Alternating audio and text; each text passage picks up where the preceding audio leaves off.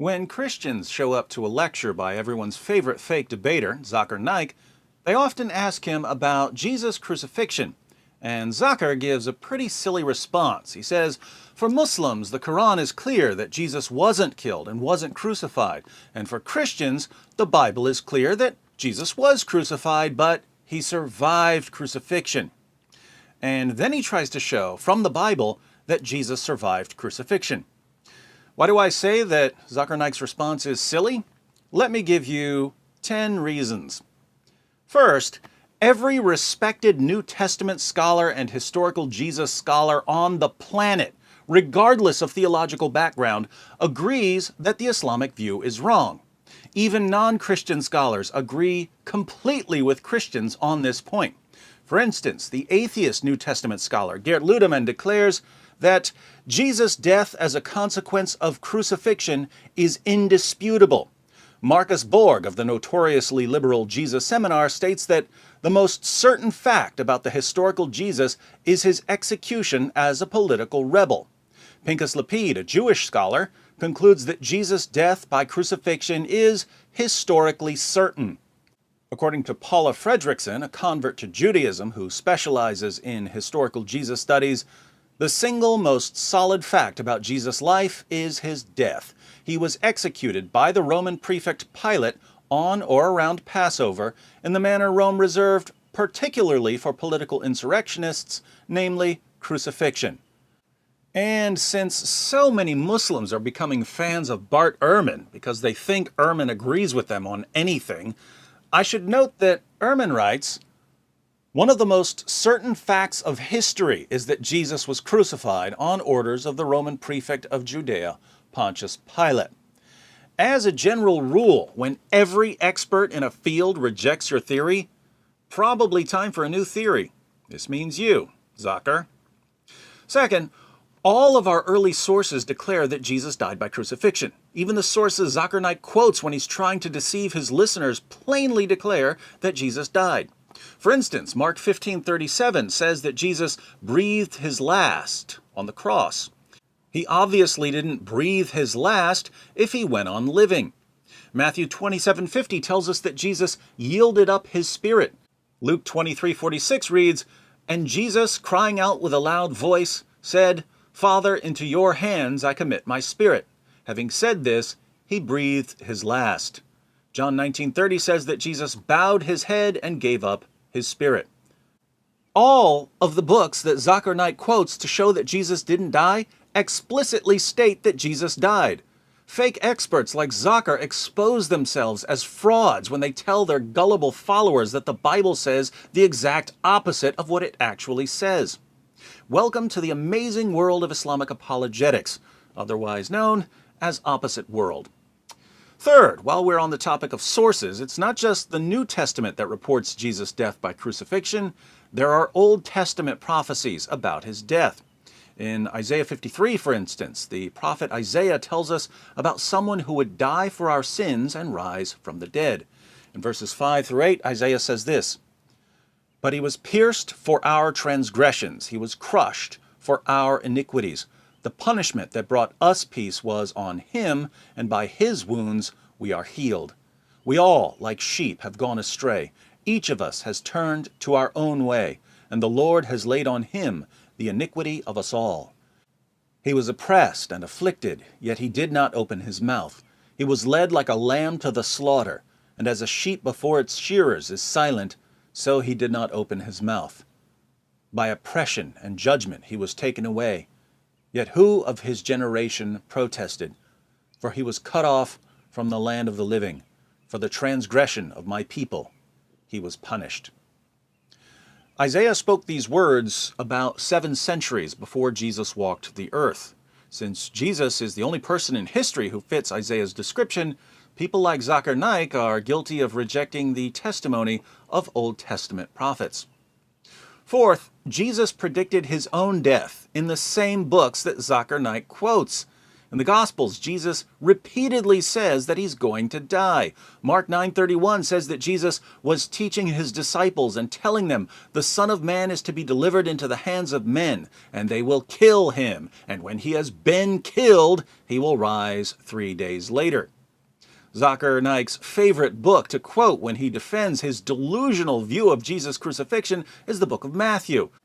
But in Matthew 17:22-23, Jesus declares, "The Son of Man is going to be delivered into the hands of men, and they will kill him, and he will be raised on the third day." Somehow, when fake debater Zakir Naik reads about Jesus saying that he's going to be killed, he thinks Jesus is saying that he's not going to be killed. I hope Zakir doesn't live the rest of his life like this. I mean, when he's walking down the street and he gets to an intersection and the sign says, "Don't walk," does he think to himself, "Don't walk, it must mean walk," and start walking across the intersection? That's how he reads the Gospels. Fifth, also in Zakir Naik's favorite book to quote when he's claiming that Jesus never died, an angel at the empty tomb of Jesus says that Jesus has risen from the dead.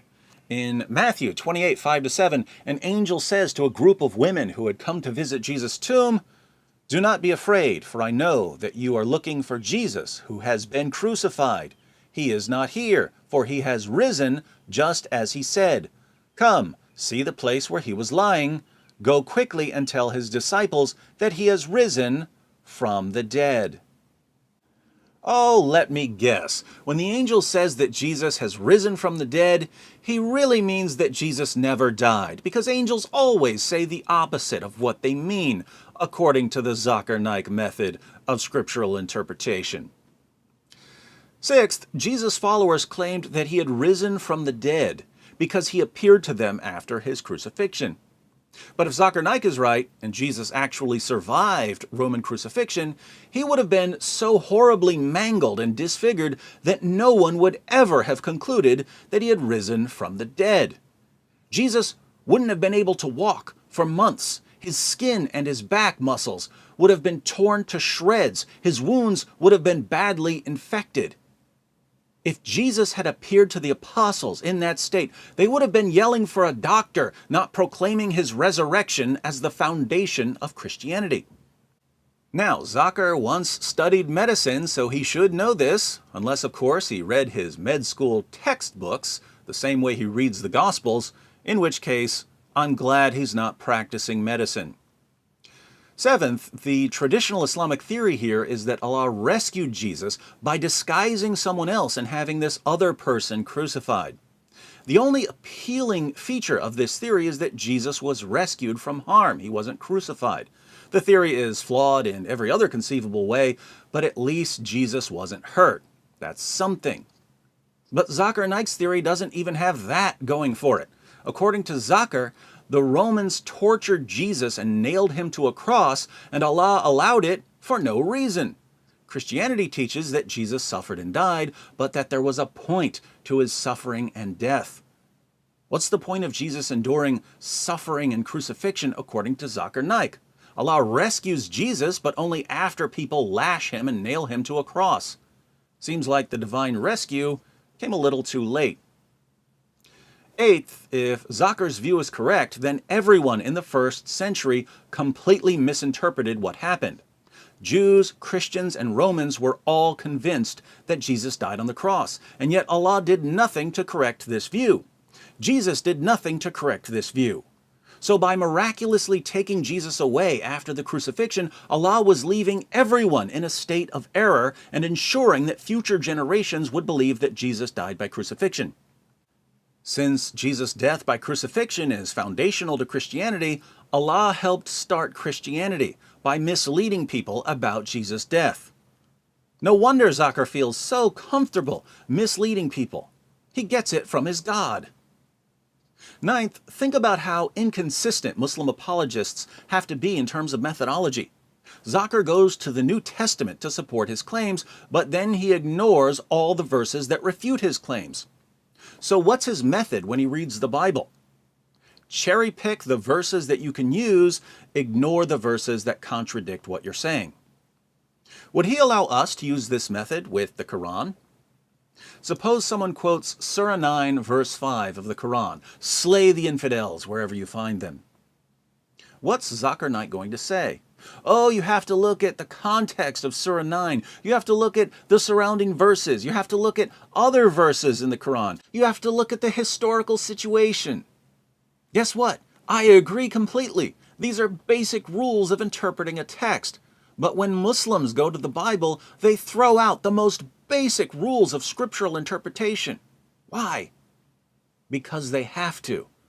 An incoherent position can only be defended with an inconsistent methodology.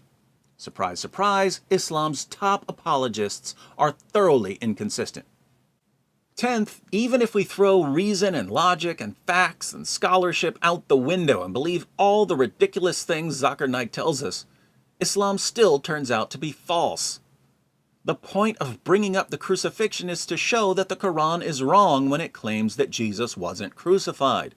But even if we believe everything Zakir says about Jesus' crucifixion, we still have to conclude that the Quran is wrong. If Jesus was nailed to a cross, but somehow survived, the Quran is wrong when it says that Jesus wasn't crucified. Hence, Christians can listen to Zakir's entire presentations and reply, "Thank you, Dr. Naik, for proving that Muhammad was a false prophet." So, even after Zakir Naik goes against every respected historical Jesus scholar and New Testament scholar in the world, even after he goes against all of the first century sources that he quotes to defend his position, even after he goes against Old Testament prophecies about Jesus' death, even after he goes against Jesus himself, since Jesus repeatedly told his followers that he was going to die by crucifixion, even after he goes against the angel who said that Jesus had died by crucifixion, even after he ignores the fact that if Jesus had somehow survived crucifixion, the disciples never would have concluded anything about resurrection because he would have been badly in need of medical attention, even after he insists that Jesus suffered pointlessly, even after he portrays God as a cosmic trickster who misled people by miraculously sustaining Jesus and then taking him away, knowing that everyone was convinced that he had died on the cross, even after he displays his utter inconsistency by using a method of interpreting the Bible that he would never apply to the Quran, even after all of this, Islam still turns out to be false. No wonder Zakir has been running from Christian debaters his entire career. If this man ever steps on stage with an experienced Christian debater, just one, it's game over for him and for his gullible followers. So, Dr. Naik, have fun hiding in Malaysia.